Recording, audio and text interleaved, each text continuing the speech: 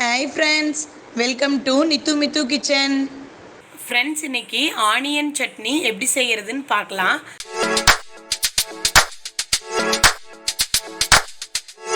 நம்ம சேனலை இன்னும் சப்ஸ்கிரைப் பண்ணாதவங்க சப்ஸ்கிரைப் பண்ணிக்கோங்க. வாங்க வீடியோக்குள்ள போலாம். அதுக்கு ஒரு கடாய் வச்சு 2 டீஸ்பூன் ஆயில் சேர்த்துக்கலாம். அதில் 3 மீடியம் சைஸ் பெரிய வெங்காயத்தை இப்படி கட் பண்ணி சேர்த்துக்கலாம். இப்போ ஆனியன் வந்து நல்லா கலர் சேஞ்ச் ஆயிடுச்சு. இதை நம்ம மிக்சர் ஜாரில் மாற்றிக்கலாம்.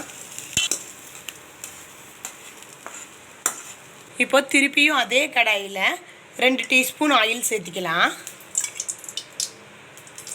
4 காஞ்ச மிளகாய், ஒரு 20 பல்லு பூண்டு, ஒரு கொத்து கறிவேப்பிலை, ஒரு கொத்து கொத்தமல்லி தழை,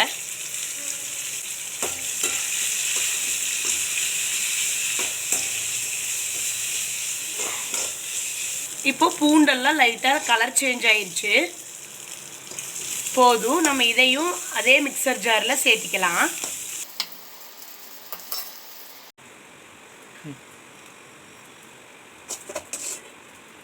அகைன் அதே கடாயில் 2 டீஸ்பூன் ஆயில் சேர்த்திக்கலாம்.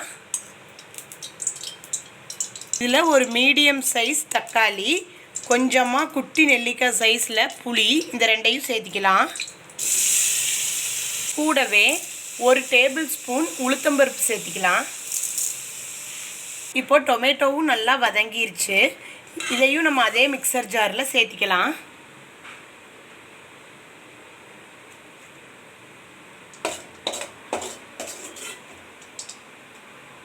கூடவே 1 டீஸ்பூன் உப்பு சேர்த்தி இதில் 4 டேபிள் ஸ்பூன் தண்ணி ஊற்றிக்கலாம். இப்போ அரைச்சிடலாம். இப்போ நம்மளோட ஆனியன் சட்னி ரெடி. இந்த வீடியோ உங்களுக்கு பிடிச்சிருந்ததுன்னா நித்து மித்து கிச்சனுக்கு லைக் கொடுங்க, ஷேர் பண்ணுங்கள், சப்ஸ்கிரைப் பண்ணுங்கள். தேங்க்யூ.